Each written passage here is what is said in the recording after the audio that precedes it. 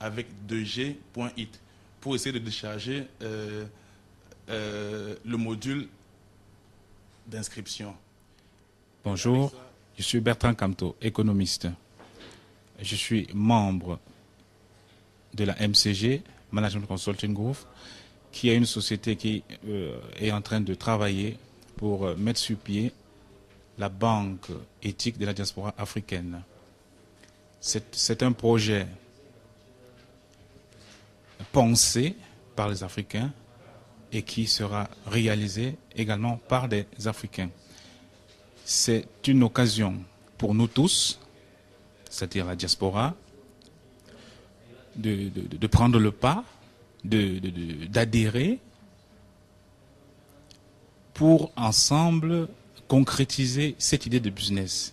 Parce que une idée de business née des Africains a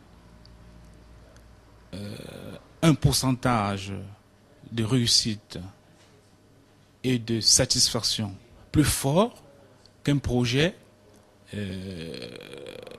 pensé par des Européens pour des Africains. Parce que c'est nous-mêmes qui connaissons nos réalités et c'est nous qui savons de quoi nous avons besoin. Que nous soyons ici, que nous soyons en Afrique. Parce que une structure en Europe, pour vous octroyer peut-être un crédit en Afrique, pour que vous alliez réaliser des choses en Afrique, c'est pratiquement impossible. Parce que il faut compter sur des réalités culturelles, il faut compter sur des garanties qui sont difficiles à démontrer en Afrique. Or, la banque éthique de la diaspora africaine étant un instrument pour les Africains qui va œuvrer en Afrique, aura plus de disponibilité, plus de possibilités, plus de vision de pouvoir vous assister sur le terrain, tant financièrement qu'avec des idées. Bonjour. Oui, je suis docteur Kenyé, docteur en chimie, chimiste de formation, et je suis aussi titulaire d'un master en propriété intellectuelle. Donc, je suis aussi le responsable de la propriété intellectuelle du groupe. Je suis membre fondateur de la Management Consulting Group et secrétaire général de AMO, Association des Africains dans le monde. Alors, au début, quand Francis m'a parlé de cette idée de création de banque, moi, j'ai vu ça comme un rêve. Aujourd'hui, je suis en train de voir que c'est un rêve qui devient réalité. Oui, bonjour à tous les téléspectateurs de Télésud. Je suis le docteur André Basile Noumbisile, porte-parole de la MCG, la Management Consulting Group, la société ayant en charge la création de la banque éthique de la diaspora africaine. Banque éthique, vous avez dit, pourquoi une banque éthique? Oui, une banque éthique, c'est une question vraiment pertinente. Quand on parle d'éthique et de banque, les personnes ont de la peine à comprendre si la banque peut aussi avoir un aspect éthique. Alors, partons de la définition même de l'adjectif peut-être éthique, qui, disons, peut être défini comme conforme à un certain nombre de valeurs morales. Partons de cette définition simple, plus ou moins acceptable.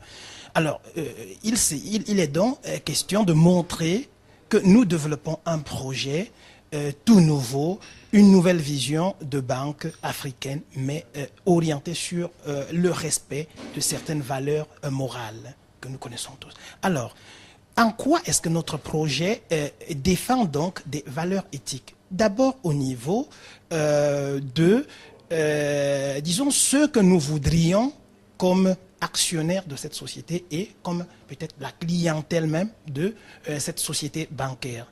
D'abord, comme actionnaire, nous avons choisi que ce soit en majorité des Africains et selon le schéma d'un actionnariat diffus, c'est-à-dire on fragmentera le capital en quote-parts toutes petites et on vendra le capital social à autant d'Africains possible pour que chacun se sente aussi propriétaire d'une banque. Ça, c'est d'abord un premier aspect fondamental.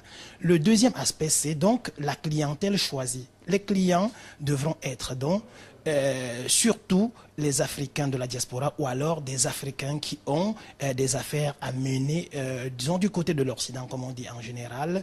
Et cette façon de cibler cette catégorie sociale qu'on reconnaît sans doute comme une catégorie sociale défavorisée est déjà un aspect éthique fondamental. Travailler pour les couches défavorisées. Alors, par ailleurs, la qualité, la nature même des prestations et des services que nous entendons offrir à cette clientèle, c'est-à-dire des services taillés sur leurs exigences, représente un second temps de cette notion de éthique dans l'activité que nous comptons mener par la Banque de la diaspora africaine. Alors, si nous rentrons même, disons, dans un peu d'éléments même spécifiques de la banque, on peut garantir, disons, l'aspect éthique de la banque à travers, disons, comment repérer le financement qu'on va utiliser pour faire des investissements pour le compte des clients. Parce que le client vient, par exemple, demander un crédit. Il va falloir trouver de l'argent quelque part. Nous garantissons que cet argent sera trouvé dans des sources propres. Pas de l'argent sale, comme on dit. On utilisera de l'argent dans un second temps. Ça, c'est maintenant pour l'investissement, pour le financement. Donc, on utilisera de l'argent, pas pour mener des activités non plus sales, mais des activités de première utilité pour les populations. Donc, nous n'avons pas besoin de clients qui veulent acheter de si grosses armes. Nous ne voulons pas de clients qui aient besoin d'un très gros tas d'argent à emprunter. Nous voulons des petits clients qui ont besoin de petits montants pour monter de petits projets et garantir peut-être une vie meilleure. Ça, c'est la notion même de microcrédit.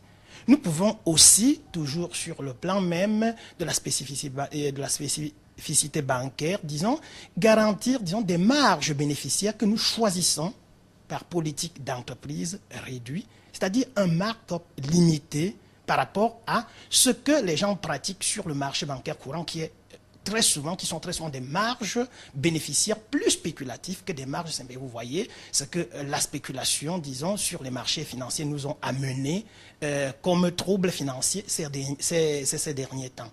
Donc, nous voulons aussi, disons, à travers cette activité, disons, financer le développement durable en Afrique, c'est-à-dire les Africains, ces Africains de la diaspora qui, enfin, pensent à ce concept de développement durable de leur continent, soutenu par eux, pensé par eux, une nouvelle voie, une nouvelle cheville ouvrière, comme on dit, du développement de l'Afrique. Ça, c'est aussi un autre aspect de l'éthique. On va parler action. Pourquoi avoir choisi d'ouvrir des actions à de petits actionnaires, à des membres de la diaspora? Pourquoi avoir fait ce choix-là? Pour éviter